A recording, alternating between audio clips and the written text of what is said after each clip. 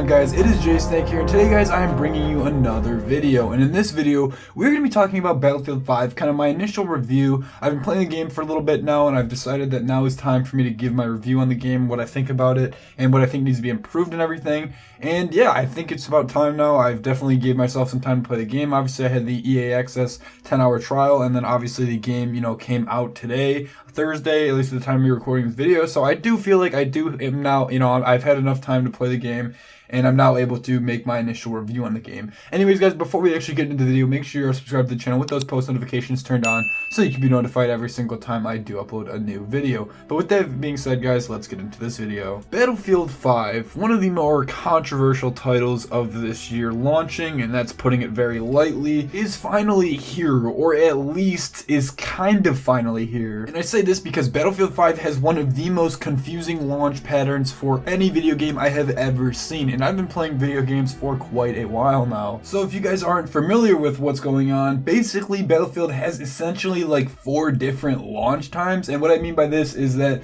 there are different launch periods for different members of different kind of groups. For example, if you were an Origin Access Premier member, you had full access to Battlefield 5 on November 9th. If you were just an Origin Access member, you get to play a 10-hour trial starting on November 9th. Same thing with EA Access on Xbox One. You get a 10-hour trial that was on November 9th. We all know about that and played that.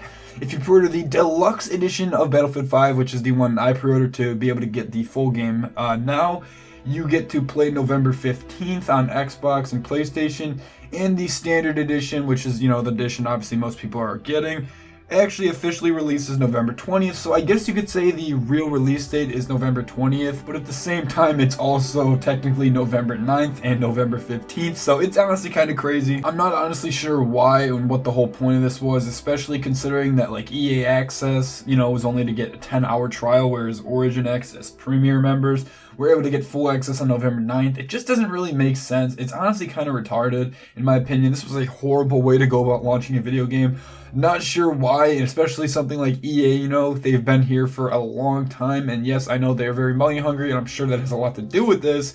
You would think that, they'd at least be a little more competent with this, but you know what, whatever. It's honestly not too important. Now let's talk about the actual game. How does Battlefield 5 play? Is it fun? How does it feel? Is it, worth it? Now, if I had to give a one-sentence summary of what I think about Battlefield 5, I would say Battlefield 5 is an incredibly fun game at times, but it is also one of the most glitchiest, unfinished Battlefield DICE games I have ever seen in my entire life. Now, starting off, Battlefield 5 is very fun. It's honestly one of the more fun Battlefields I've played. They did a very good job with, the actual just gameplay itself. I do have a ton of fun on it. I mean, yes, the game is kind of fresh, and I could just be saying this because, of that reason.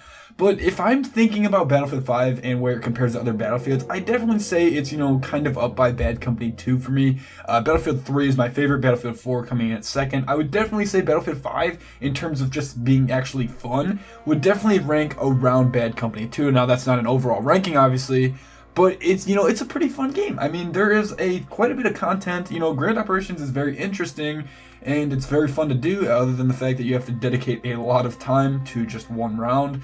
It's very fun. They did a very good job with the sandbox in the game. I mean, there's so much you can do, so many different vehicles, and this is only, 2 factions we're obviously playing at, so I can only imagine we're going to be seeing a ton more stuff, and this is only the first Tides of War package, so I'm very excited to see where this game goes in terms of just the actual, gameplay fun mechanics. One thing that I am very happy for, and I'm pretty sure I can speak for the entirety of the gaming community, at least the Battlefield fans, is that they have severely toned down on the cosmetic customizations. This was obviously a huge controversy surrounding Battlefield 5. It's not necessarily fully, there yet as like a World War II shooter, but compared to what we saw in the trailers, especially the reveal trailer, the customization seems much, much, much better, much more toned down, much more like an actual World War II game. We did know this was coming, but none of us knew on the degree that it would actually come, and they obviously, did tone it down. I think it's stupid that they had to do this in the first place. This should have, been a no-brainer. They should have obviously had it how it should have been in the first place. But it has been toned down, and it's kind of more somber than, the upbeat, crazy little fucking crazy warrior dudes made it look like in the trailer. Oh, and don't forget the robotic woman. We can't forget her. I'm actually not sure if that's in the game yet. I'm gonna have to look at that. I really hope they took it out, but I just have a feeling it's gonna be there. The war stories in Battlefield 5 are very fun. I do like playing them, and obviously, they're not something people are gonna keep playing and playing. Hopefully they add more war stories. I'm just a little disappointed that they chose some of the topics they did, like the Senegalese colonial troopers in the French army, or as the British special boat services, or stuff like that. It's pretty cool, I like following them. I wish we would have saw more famous, well-known stuff. Maybe, U.S. soldiers pushing through France, that could be something to come. Or maybe we saw like Dunkirk or something. I wish we saw more well-known stuff. Not saying that this isn't really important or anything, but I mean, come on, guys. Who wouldn't want to play like a Dunkirk mission, or like playing as the Germans invading Poland? Like, that could be insane. That's another thing. I'm very sad that Poland's not in the game. They talk about this as the start of the war. Where's Poland? Poland is literally the powder keg that, was the key to starting World War II. I mean, where are they in the game? Come on, DICE, add Poland. Come on, we need the representation for Poland. And that's an actual argument. I'm actually kind of sad that Poland's not in the game. It should be. In actuality, it should be. Unfortunately, it's just the British and the Germans right now. Hopefully, they do plan on adding a lot more factions like they do in Battlefield 1. I was very happy with the amount of factions in Battlefield 1. It added so much variety. It was really cool. I mean, you got two different, Russian armies. You got the Germans, Austrians, Ottomans, British, Americans, Italians, Denmark, Norway. I mean, it was insane, like, the amount of factions they added. It was honestly really freaking cool, and I was really happy they did that. So hopefully we get a bunch more here. I'm expecting more in Battlefield 5. Really hoping they do. Hopefully we get the Japanese too. That would be awesome if they go the Japanese route and do plan on adding, the Pacific Theater. That could be insane. The Pacific Theater is pretty sad that's not represented that much in video games. I mean, there was so much going on. You had the Americans, the Japanese, you get the French and French Indochina, you have the British and like Burma and the British Malaya. I mean, it was pretty sad, that they're not included in this. I mean, I know, like I said, it kind of starts on later, but they kind of are missing out on like the Japanese-Chinese wars. It's I don't know, it's a lot of content, I do know, and it does take time, but I'm just kind of disappointed that they didn't really decide to add much more at the start. Hopefully this changes and they do add stuff, because it is free DLC and everything. You don't really have to pay for anything, and I'm really hoping this changes. But just in terms of actual like the scale and scope of things, they really didn't do too well of a job with that. I feel like they lacked severely in those areas, because I mean, we're only playing as the British and the Germans, at least in the multiplayer. Obviously the war stories is a little bit different, but for the most part, the multiplayer, the big event, is only British and Germans at this moment. Now the technical side of things. Now Battlefield 5, I would say, is pretty broken, but it's not like Battlefield 4 broken. But regardless, it's still gonna need some work. I can't necessarily say I'm surprised that Battlefield 5 is broken. I mean, we've had a history of DICE, having some pretty broken games. Battlefield 1 was not bad, but, Battlefield 4 was absolutely atrocious at launch. I mean, you couldn't even get in a game. It was like World War II on drugs. It was insane. They've always had this issue, and like I said, I can't say I'm surprised, but there still needs to be work done, and I'm hoping this, gets fixed fast. Some of these stuff being like the new animations don't seem like they're, fully ready. They seem like they still need some more work. You got some kind of weird, like, inhumane angles that your, like, legs or your crap will plot out of. You got, like, players warping through the floor, and you just got server lag and, like, major head glitches and everything. Just stuff that you see in a Battlefield game. But it's kind of weird that this is still a thing, because these issues have been in pretty much every Battlefield game I can think of.